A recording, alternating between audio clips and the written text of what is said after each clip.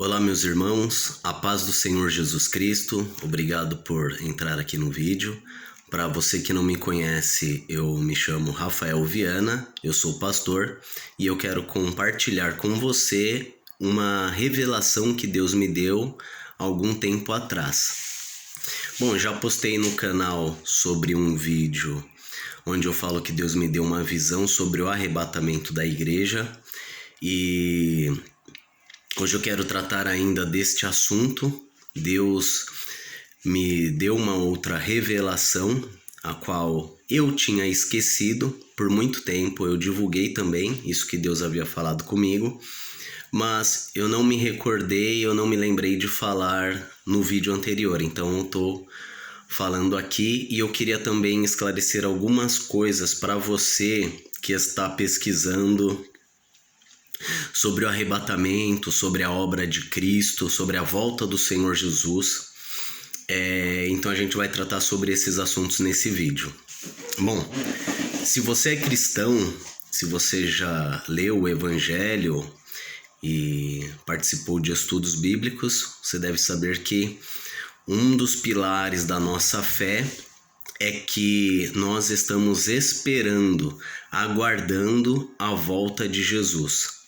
E isso é para todos os cristãos de todas as gerações. Então, uma das nossas confissões de fé é de que nós acreditamos, nós confiamos não num dogma de uma instituição. Não é um dogma, não é uma regra. Nós confiamos num ser, numa pessoa. E esta pessoa nos fez uma promessa. Primeiro, ela prometeu que iria nos redimir dos nossos pecados através da cruz. E ela disse, ela deu provas de que isso ia acontecer, e uma das evidências é que ela ressuscitaria ao terceiro dia. E isso aconteceu. E ela previu muitos outros acontecimentos que também aconteceram. E essa pessoa nos fez uma outra promessa de que ele viria, ele voltaria para buscar aqueles que confiam nele, aqueles que acreditam e aqueles que o aguardam, aqueles que anseiam por sua volta. Tá? Então nós confiamos nisto e a nossa fé está baseada nisso. Se você é cristão, a sua fé deve estar baseada nisso. Não deve estar baseada numa vida onde Deus vai simplesmente te abençoar aqui na terra, porque está escrito que aqueles que esperam de Deus apenas nesta terra, apenas nesta vida, são os mais miseráveis de todos os homens, tá? Então, eu quero tratar sobre este assunto aqui. Deus me deu uma revelação e eu escrevi alguns detalhes para eu não esquecer, e eu vou ler para você. Bom, para você entender, eu nasci para Cristo, né? Num ambiente pentecostal aos 19 anos. E sempre ouvi os pregadores dizendo sobre a vinda de Jesus de forma repentina. Como um rapto da igreja. Esse seria o primeiro arrebatamento. E após isso, viria um período de tribulação, e quem ficasse teria uma segunda chance mediante o seu próprio sofrimento sem negar a Cristo. Então, ao me batizar numa igreja pentecostal protestante e participar ali dos cultos, eu percebi que essa era a linha de pensamento naquele meio, em que as pessoas aguardavam o rapto da igreja, um arrebatamento secreto, e depois disso viria um período de tribulação. A igreja seria poupada deste período de tribulação, e poderia acontecer a qualquer momento, né? E depois disso viria a tribulação, depois viria o milênio, enfim. Só que eu nunca questionei isso, né? Para mim isso era o certo, eu nunca tinha estudado sobre isso, nunca tinha me aprofundado, não tinha dúvida sobre o assunto, porque eu não tinha pesquisado, eu aceitava apenas aquilo que eu ouvia ser pregado. Então um dia, enquanto eu orava, Deus falou comigo. É interessante o fato de eu não estar orando sobre esse assunto. Eu não tinha dúvidas ou questionamentos sobre o tema. Naquele dia, naquela manhã, a minha oração era dirigida para as coisas comuns do meu dia. Pedi a proteção divina para meus familiares. Repentinamente, Jesus interrompe a minha oração. Eu fiquei mudo, porque realmente atravessou a minha oração. Eu estava falando, e a voz de Deus atravessa a minha oração e eu paro na hora. Eu emudeci e eu ouvi Deus me chamar pelo nome e me fazer uma pergunta. E ele me disse: Rafael, na passagem das 10 virgens, após o noivo fechar a porta, onde está a segunda chance? Foi exatamente isso que Deus me perguntou.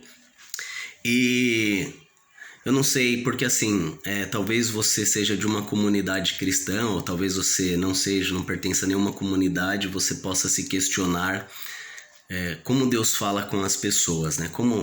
Quem é você para Deus falar contigo, né?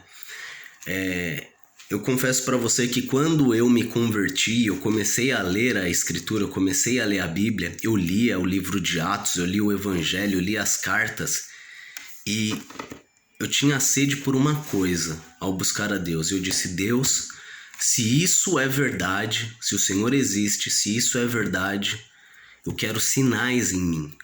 Eu desejo ouvir, eu desejo ver o que estes homens viram, eu desejo ouvir o que estes homens ouviram. E Deus, de repente, começou a se manifestar para mim. Isso não é diferente contigo, basta você crer, tá? Eu me lembro de uma vez que eu estava evangelizando uma pessoa, eu estava falando sobre Deus para um conhecido na rua, estava próximo de um carro, do meu carro estacionado, e eu falava com ele. Deus me movia para eu falar para ele sobre Zaqueu, sobre a passagem de Zaqueu. E aí eu comecei a contar isso para ele, como Zaqueu queria ver Jesus e o desejo de ver e de se entregar. E aquele homem começou a chorar, eu também comecei a chorar. Ele me agarrou pelos ombros e ele me disse: irmão, por favor, leia essa passagem para mim. Leia essa história para mim, pega a sua Bíblia e leia para mim essa história. E ele chorando e eu, tá bom, eu enxuguei as lágrimas e eu fui pro carro para pegar a Bíblia e eu não lembrava onde estava escrito isso. E eu nem sequer havia um dia anotado onde estava essa história, eu apenas conhecia a história, eu sabia que estava em algum lugar dos evangelhos. E como achar? Eu pensei, eu vou folhear a Bíblia, eu vou procurar num índice de nomes na Bíblia de estudo, vou tentar achar onde está escrito Zaqueu para achar a passagem. E eu fui indo até o carro e a minha perna tremia, porque eu pensava: Deus, como eu vou ler essa passagem? Eu vou falar pro cara, eu não sei onde está. E quando eu pus a mão na maçaneta do carro para abrir a porta, uma voz falou dentro de mim: Lucas 19. Foi nítido, essa voz foi nítida, foi limpa, foi clara. E em João capítulo 10 diz que as ovelhas conhecem a voz do seu pastor. É isso que acontece. Então, só estou dando um exemplo. Eu peguei a Bíblia, fui sorrindo até o rapaz, abri em Lucas 19, confiante, e estava escrito ali a passagem, a história de Zaqueu. Por outras vezes ouvi a voz de Deus, e não é algo místico, é algo que fala dentro de nós. E foi assim como nesta revelação. Eu estava orando e de repente Deus fala comigo, interrompe a minha oração e me pergunta isso: aonde está a segunda chance na passagem das 10 virgens? Me mostra. E eu comecei a chorar e eu fui ler, li, reli, e não tinha. Por quê? Porque até então o que eu via eram os pregadores dizendo: o arrebatamento vai acontecer repentinamente, como um ladrão, porque é assim que está escrito, né? Mas não fala sobre essa ideia de rapto, não fala sobre essa coisa de um arrebatamento escondido. Não, diz que o arrebatamento todo olho verá. será de uma extremidade a outra do céu. Mas enfim, isso é só para você ter uma noção, foi isso que Deus me falou. Então, não importe qualquer teoria que venha, eu conheço a voz do meu pastor e eu sei exatamente o que ele me disse. E para minha felicidade, o que Deus me falou era o que já muito se acreditava antes dessa ideia sobre o sequestro da igreja repentino. Essa ideia tem cerca de 150 anos, mais ou menos, sobre o sequestro da igreja. É uma visão moderna de arrebatamento e não tem nada a ver com o que a tradição cristã, nem com o que a Bíblia ensinou, com o que os irmãos ensinaram. Foi apenas um jeito de se harmonizar uma teoria. Então, eu vou continuar lendo aqui o que eu escrevi. Bom, o Senhor estava me dando uma orientação. Deus, bom, isso aqui eu já comentei. Alguns dizem que a passagem sobre as virgens e o noivo se refere apenas ao tempo em que os judeus negaram a Cristo, enquanto outros perceberam que Jesus era o Messias. Outros dizem que a passagem se refere à volta de Cristo em glória. Para mim, nesta revelação, nada disso importa. O que me importa é saber que eu conheço a voz do meu pastor e sei exatamente o que ele falou comigo. Porque alguns podem usar essa passagem das 10 virgens e dizer, mas a passagem das 10 virgens se refere ao tempo em que Jesus veio para os judeus e não sobre o tempo do arrebatamento. Outros vão dizer, não, se refere ao tempo do juízo, do arrebatamento, enfim, sobre o tempo do juízo. Para mim, essas questões teológicas não importam. O que importa é que eu conheço a voz do meu pastor e é isso que ele me disse e é isso que eu estou dizendo para vocês. Não haverá segunda chance após o arrebatamento. Não haverá. Na passagem das 10 virgens, o noivo se encontra com as virgens, as que tinham azeite, e eles vão para um gozo eterno, eles vão para uma festa, fecha a porta. As outras virgens que depois acham o caminho, batem na porta e elas tentam adentrar na festa, como se tivessem uma segunda oportunidade. E o noivo diz, eu não vos conheço. Nota, elas chegaram até a porta, elas bateram na porta, elas pediram para entrar, mas não houve segunda chance, tá? Num outro momento, o Senhor martelava em minha mente um versículo que eu sinceramente não me lembrava de ter lido ou meditado. O Espírito Santo fazia ressoar em minha mente a frase: quando, porém, vier o Filho do Homem, porventura, encontrará fé na terra? Isso está escrito em Lucas 18:8. Me lembro de estar em casa quando ouvir o Senhor falar para mim esta frase. Pensei um pouco sobre ela e acabei esquecendo. Dias depois, o Senhor voltou a me falar novamente a frase que acabou novamente passando desapercebida.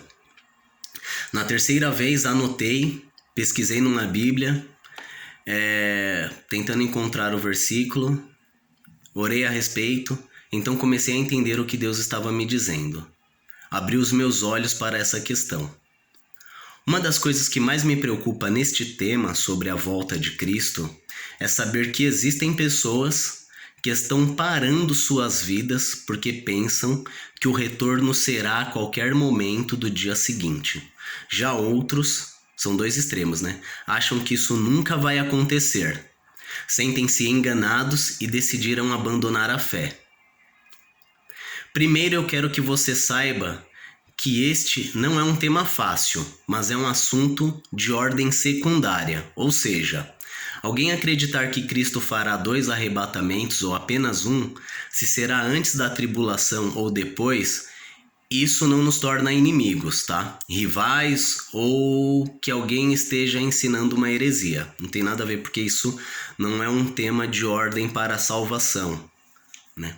É um tema de ordem secundária que não abala os pilares da fé. e não deve ser motivo para dividir igrejas ou pessoas. Dito isto, vamos à primeira questão. Vivendo na expectativa de se encontrar com Cristo. Por que, ainda que Jesus não voltou nas gerações passadas e talvez não volte na nossa geração, talvez é da vontade de Cristo que nós vivamos na expectativa de nos encontrar com Ele, tá? O cristão deve viver sempre na esperança de se encontrar com o seu Senhor, sem deixar de cumprir seu papel na sua vida atual. Veja o exemplo de Paulo a escrever aos Filipenses. Porque para mim, o viver é Cristo e o morrer é ganho. Mas se o viver na carne me der fruto da minha obra, não sei então o que eu devo escolher. De ambos os lados estou em aperto, tendo o desejo de partir e estar com Cristo, porque isto é ainda muito melhor. Mas julgo mais necessário, por amor de vós, ficar na carne. Isso está escrito em Filipenses, capítulo 1, do verso 21 ao 24. Bom, estar na carne, aqui nessa passagem, significa permanecer vivo no seu próprio corpo. Aqui o apóstolo demonstra a vontade de morrer para se encontrar logo com Deus. Olha que loucura, olha a expectativa deste homem para se encontrar com Cristo. Ele tinha tanta vontade de se encontrar com Deus que ele não via a hora de morrer. Ele sabia que o arrebatamento não seria para o seu tempo. Por isso ele tem o desejo de morrer logo e se encontrar com Cristo. Mas se estar vivo naquele momento fosse algo útil para a igreja, então Paulo, ainda que almejando ir para a glória, deseja colaborar com a igreja por amor a ela. Este é um belo exemplo de viver na expectativa de se encontrar com Cristo. Ou seja, tem gente que está querendo decidir a sua vida através de uma ideia. Se Cristo for voltar agora, a qualquer momento, eu não vou fazer nada. Eu vou parar e esperar. Não é isso que Deus quer que você faça. Deus quer que você continue na expectativa de se encontrar com Ele, sim, tá? A qualquer momento, sim, porque nós não sabemos o dia também que iremos morrer. A qualquer momento, você pode se encontrar com Deus. Mas isso não te dá... você não deve usar isso para interromper os seus planos, seus sonhos e projetos, não. Isso deve reforçar o seu plano, os seus sonhos e o seu projeto, para que ao se encontrar com Cristo, você esteja cumprindo o seu papel, aquilo que Deus determinou para você. Vou dar um exemplo. Nós vamos ver um exemplo cometido dessa forma pelos cristãos lá em Tessalônica. Paulo, em sua primeira carta aos Tessalonicenses, ele alerta os cristãos que o dia do Senhor virá como um ladrão. De noite, ou seja, a qualquer momento. Está escrito assim: e quando as pessoas pensarem que há paz e segurança, então lhes sobrevirá repentina destruição. Está isso em primeira carta aos Tessalonicenses, capítulo 5, verso 2 e 3. Por conta dessa carta, os irmãos pararam os planos, os trabalhos, os sonhos, as lutas do dia a dia e ficaram sentados esperando Jesus voltar. A repercussão foi tão gritante desta interpretação que Paulo precisou escrever uma segunda carta, onde num trecho ele diz: ora, irmãos, rogamo-vos pela vinda do nosso Senhor Jesus Cristo, pela nossa reunião com Ele, que não vos movais facilmente do vosso entendimento, nem vos perturbeis, quer por espírito, quer por palavra, quer por cartas, como de nós, como se o dia de Cristo estivesse já perto. Olha o que ele está dizendo. Eu escrevi a primeira carta só te mostrando uma esperança de que Cristo vai voltar para buscar a igreja. Quando eu escrevo a primeira carta, eu estou apenas relembrando aquilo que a gente já conversou. Jesus vai voltar. Mas eu não quero que vocês fujam daquilo que eu já te ensinei. Vocês não se perturbem, como se Cristo já estivesse perto. Vou continuar lendo. Ninguém de maneira alguma vos engane, porque não será assim, sem que antes venha a apostasia e se manifeste o homem do pecado, o filho da perdição, o qual se opõe e se levanta contra tudo que se chama Deus ou se adora, de maneira que se assentará como Deus no templo de Deus, querendo parecer Deus. Ou seja, Paulo aqui está dizendo, olha, Jesus vai vir como um ladrão, vai ser repentinamente, mas não vai ser assim. Isso vai acontecer depois que vier a apostasia, ou seja, o afastamento da igreja de Deus. E se manifeste o homem do pecado, ou seja, o anticristo. É por isso que essa é uma das bases, tá? Tem um estudo sobre isso, que eu acredito que a igreja passará sim pela grande tribulação e estará na terra no momento em que vier o anticristo, por causa desta... Isso é um dos pontos que me faz pensar isso. Tem muitas outras coisas, é um estudo muito longo, mas eu vou estar tentando jogar aqui algumas coisas sobre esse tema. Mas olha o que ele está dizendo.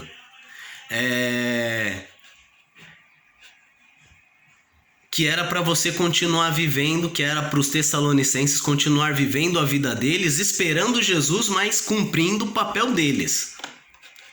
Neste trecho, parece claro que Cristo pode voltar a qualquer momento após o surgimento do anticristo, com sua guerra contra os santos. Isso aqui que eu li está escrito em 2 Tessalonicenses, capítulo 2, do verso 1 ao verso 4, tá?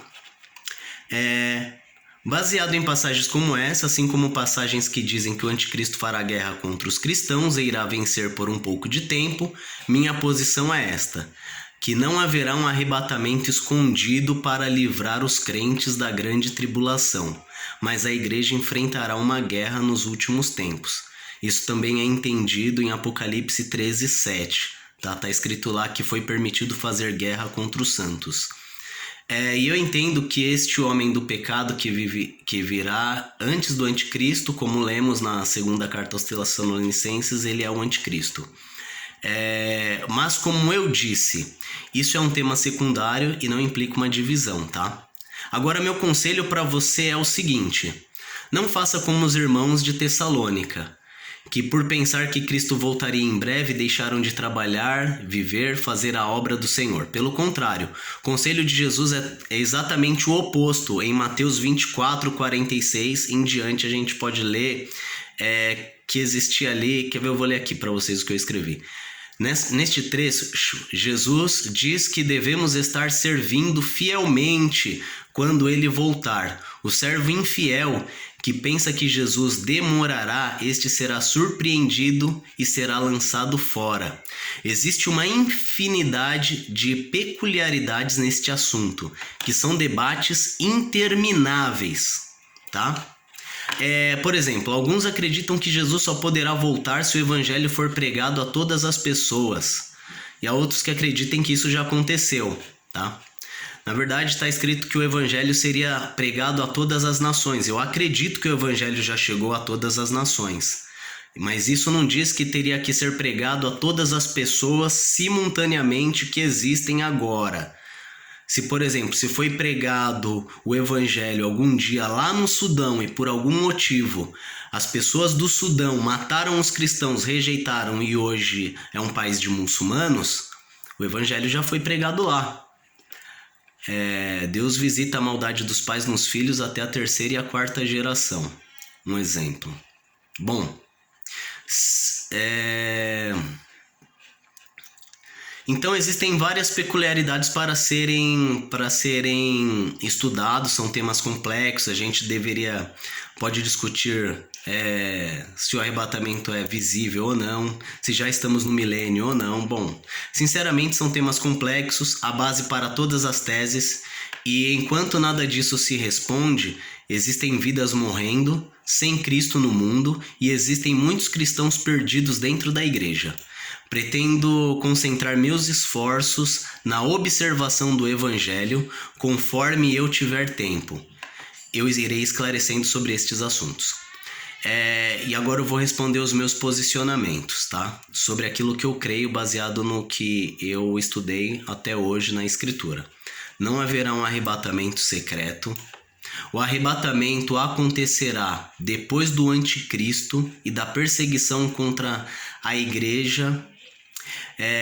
Este arrebatamento ele acontecerá no dia do Senhor, no dia do juízo. Os mortos ressuscitarão e os vivos serão arrebatados após isso imediatamente, isso depois da perseguição. A igreja passará por uma perseguição e já o tem passado desde os tempos dos apóstolos. Ainda hoje há cristãos em grande tribulação sendo assassinados em países como a China. Eu acredito que já estamos no milênio, que o reino de Cristo já começou. Jesus afirma isso em várias passagens, é chegado o reino dos céus. Segundo o que eu analisei, o milênio não é um reino onde não existe o mal, mas onde o poder de Cristo supera o do diabo.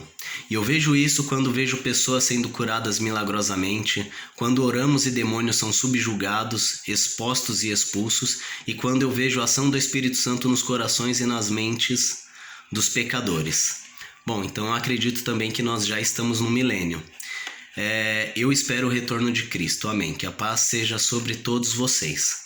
Então, o vídeo ficou um pouco longo, já passam dos 26 minutos, espero que você tenha entendido. Eu li aqui rapidamente porque já se alongava, mas se você gostou da revelação que Deus me deu no início, tá? Não é coisa da minha cabeça, posso te garantir isso.